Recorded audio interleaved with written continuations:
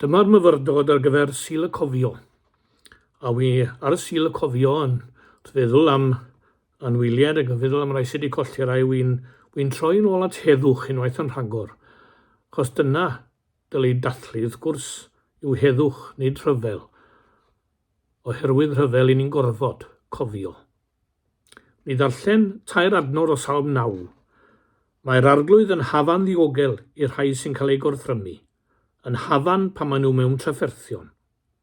Mae'r rhai sy'n dynabod di yn dy drystio di. Dwi ti ddim yn troi cefn ar y rhai sy'n dy geisio di o arglwydd. Canwch fawl i'r arglwydd sy'n teyrnasu yn Sion. Dwedwch wrth bawb beth mae wedi ei wneud.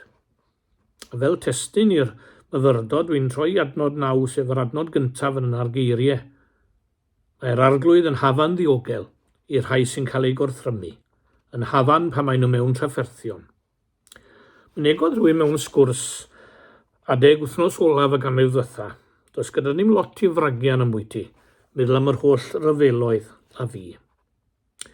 Dyma'r cyfnod ers i mi gael yngeni ym 1960 er enghraifft.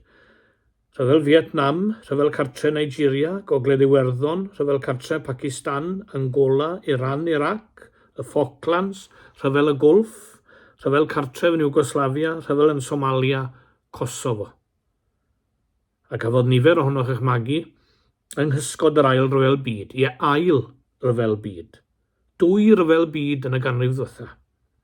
Trachwant dyn oedd yn gyfrifol am hyn oll wrth gwrs. Trachwant dyn am bwer yn aml oedd yn golygu fod rhywun dan orthrwm. Dyw'r rhai pethau byth yn newid, ond fe fy'r arglwydd yn hafan i'r holl bobl yma oedd yn galw arno. Ac yn y ganrif hon mae'r erchyllterain parhau. Does yr un rhyfel yn fwy amlwg ar hyn o bryd na'r rhyfel erchyll a thrist yn Wcrain. Trachwant un dyn am bwer eto.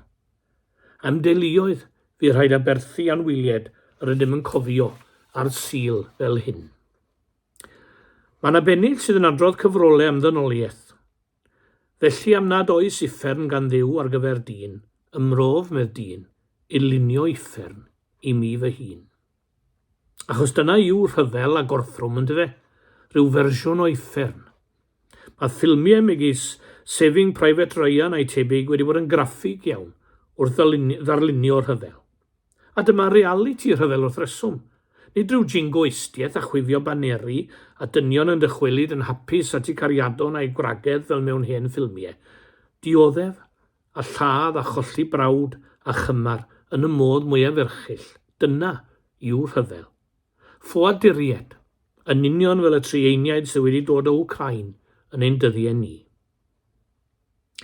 Fe ddioddefodd yr Iesu ar y groes yn y modd mwyaf dychrynllyd ac i beth. Mwyn i ddyn dreulio'i oes yn cweryla a chwythu gilydd eb argofiant? Mwyn i ni orfod cofio ar Sul fel hyn am rai gollodd i bywydau? Na. Mi oddefodd Crist ar galfaria mwyn ceisio sicrhau heddwch i'r byd. Fel y dywed wrth ei ddisgyblion yn y 4 bennod ar 10 o epistol Ioan, heddwch, dyna dwi'n roi yn rhodd i chi. Yr heddwch go iawn sydd gen i a neb arall i'w roi. Ond mae gorthrwm yn digwydd tu hwnt i ffiniau'r rhyfel yn ogystal. Yng nghanol yr rhyfela'r trachwant diweddar, mae'n rhaid mae'r cyfandir a ddioddefodd fwyaf oedd yr Affrig. Mae straeon Iasoer hiliaeth yn llawer rhy fyw yn y cof yn y fan honno. Ond cyn symud at de'r Affrig, beth am y newyn a'r rhyfela mewnol mewn gwledydd fel Ethiopia a Biafra. Pan o'n i'n blant yn ysgol gynradd Drefach, o'n i'n cael y llyfrau bach mae wrthi. Sunny Smiles, fel te mae rai o'ch chi'n cofio. Gwerthu lluniau o blant yn gwenu oedd y nod, ac fe fydda yna 2 neu 3 blentyn bach di yn y llyfr. Ac yn aml ar stepen drws tai trigolion Drefach, fe glywyd y sylw, dewch ein bach di i fi. Chi'n cofio? A nid sylw hiliol oedd hwnna, ond roedd y bachgen bach di hwnnw yn cynrychioli dioddefaint cymaint o blant tebyg mewn gwledydd ymhell o Gymru fach. Ai ryw ymdeimlad o euogrwydd oedd yn gwneud i ni ofyn am un bach di. Oedden ni'n twyllo'n hunain fod popeth yn iawn oherwydd bod y bachgen bach di hwnnw yn gwenu yn y llun. oedd y wen yna yn lleddfu ein cydwybod. Mae pobl megis yr archesgob Desmond Tutu wedi tynnu'n sylw'n gyson at y ffaith fod yr arglwydd yn hafan ddiogel i drieiniaid fel y bachgen yna. Mae cyrff megis cymorth Gristnogol ac Oxfam yn ceisio cario allan waith ac ewyllus yr arglwydd Iesu Grist yn y gwledydd yma. Roedd Mary McNeill yn sôn am waith cymorth Gristnogol yn y cwr chwarter wythnos yma. Mae straeon am blant a theuluoedd yn dioddef oherwydd gorthrwm yn drist. A gellid cyplysu'r darlun yna gyda'r hanes erchyll o apartheid yn Africa. Efallai wedyn, y dawn ni'r rhywle'n agos tuag at ddeall dioddefaint y brodor croenddi o'r wlad honno. O'n i'n edrych yn un o'r llyfrau na sy'n croniclo'r ganrif ac yn sylwi, tair wythnos wedi mi gael fy ngeni, bu cyflafan Sharpeville Massacre, lle lladdwyd 69 o bobl dion eu croen ac anafwyd 200 gyda nifer o blant a menywod yn cael ei saethu'n eu cefnau. Yn 1976 cafwyd cyflafan arall yn Soweto, lle lladdwyd cannoedd ac anafwyd dros 1,000 o bobl. Mae'n iawn i ni gofio am aberth y teuluoedd yna ar y Sul fel hyn hefyd. Yr hanes mwyaf enwog sy'n cyfleu gwrthryfel y dion efallai yw hanes dwi wedi adrodd o blaen, hanes marwolaeth Steffan Biko yn 30 oed tra ngofal yr heddlu. Biko oedd llywydd cyntaf Cymdeithas Myfyrwyr Der Affrig. Dyma ganlyniad y cwest yw farwolaeth. Biko didn't die as a result of police brutality. His brain injuries were caused by the application of force to his head, and while he was in custody, he collided with walls and tables. But even so, the policemen who interrogated him for 5 days cannot be blamed for his death. Allai ddim peidio meddwl chi'n bod, mae dyma'r math o droddiadau byddai dynion megis Herod a Caiaffas wedi cyflwyno nyddi'r Iesu. Fe gofiwch chi Herod wedi genu'r Iesu ddweud wrth y doethion, ewch a chwiliwch yn fanwl am y plentyn, a phan fyddwch wedi dod o hyd iddo, rhowch wybod mwyn i minnau hefyd fynd i'w addoli. Erbyn hyn i ni gyd yn gwybod mae cynllwyn oedd hyn. A does dim yn wahanol yn illiau trwy llodrys Herod a Caiaffas i ddilliau gorthrymwyr ac un beneithiaid ein hoes ni. Croes hoeli'r ef oedd llef cefnogwyr Caiaffas, lladd yr Iesu yn y modd mwyaf erchyll. Hawdd yw cymaru hyn gyda'r poenydio mae Cristnogion yn gorfod ddioddef yn rhai gwledydd heddiw. Chi'n gweld, does dim yn newydd mewn gwledydd a phobl dan orthrwm, a does dim wedi newid chwaith wrth geisio hafan ddiogel i lochesu yn ddi. Dyw dial a thalu'r pwyth yn ôl yn enw hyn a llall ag arall yn ddim byd newydd chwaith. Fe glywch chi bobl yn lladd ar grefydd am achosi ryfeloedd, ond y gwir yw mae dynion drwg sy'n achosi ryfeloedd. Gweddio dros deuluoedd a gollodd mae Cristnogion. Fel dynoliaeth, ni'n rhaid da am lunio esgusodion dros ein camweddau. Sawl gwaith i ni gyd sydd yn gwrando ar y myfyrdod yma wedi dweud, wel, nid fy mai o dde. Sawl gwaith i ni wedi dweud, gaf i fe nôl rhyw ddwrnod. Efallai mae ar lefel bach bersonol rydyn ni'n siarad, ond ydy'r egwyddor yn wahanol pan fydd arweinyddion yn lleisio'r un geiriau ar lefel rhyngwladol. Ni wn pam, am bob camwedd welwn ni talu nôl i'r diedd, trwy'r byd, ond ni torri bedd wna dial yn y diwedd. Ie, torri bedd wna dial yn y diwedd. Sawl gwaith i ni wedi talu'r pwyth yn ôl a theimlo dim gwell.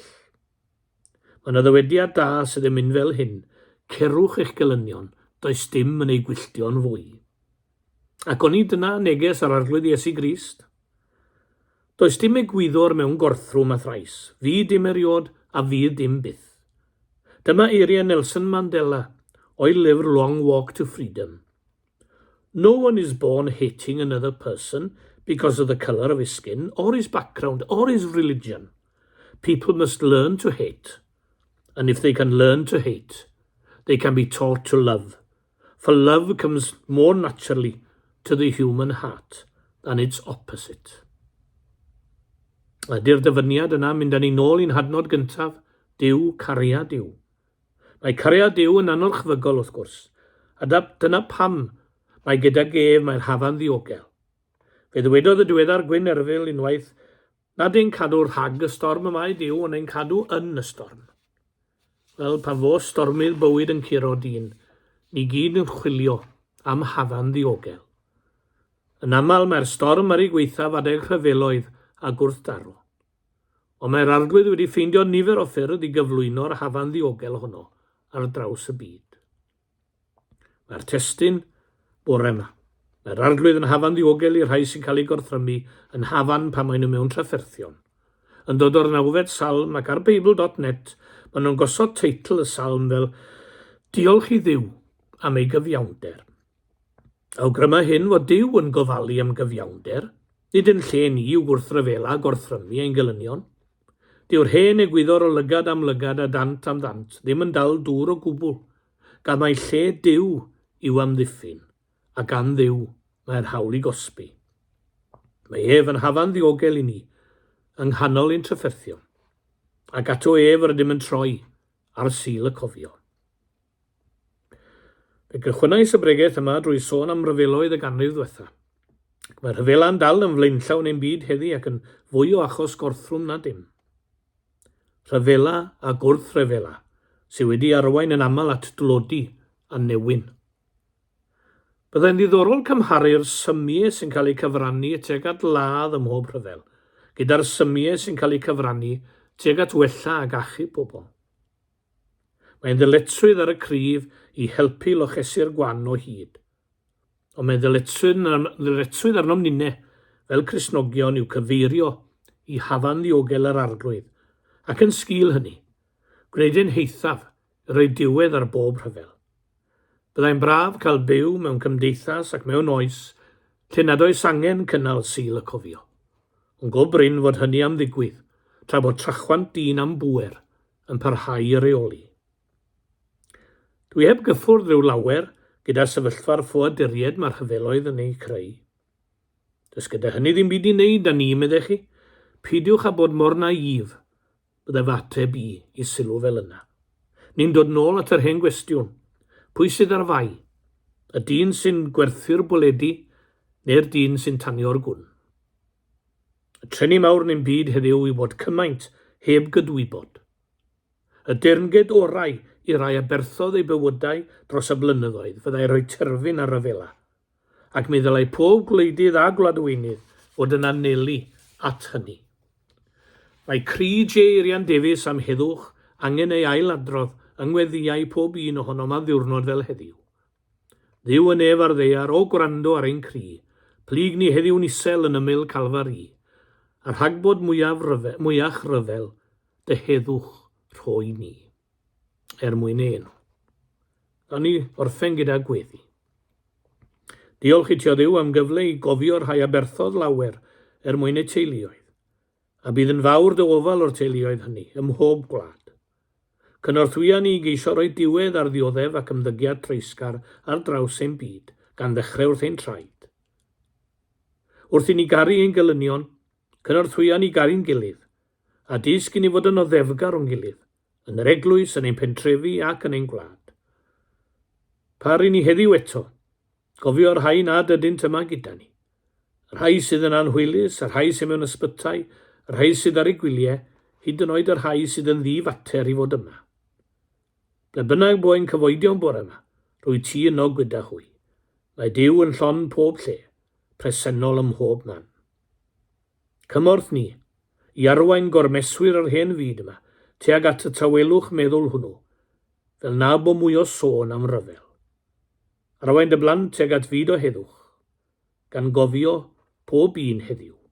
Gofyn nhw'n y cyfan, yn enw a heiddiau'n tyn harglwydd Iesu Grist. Amen.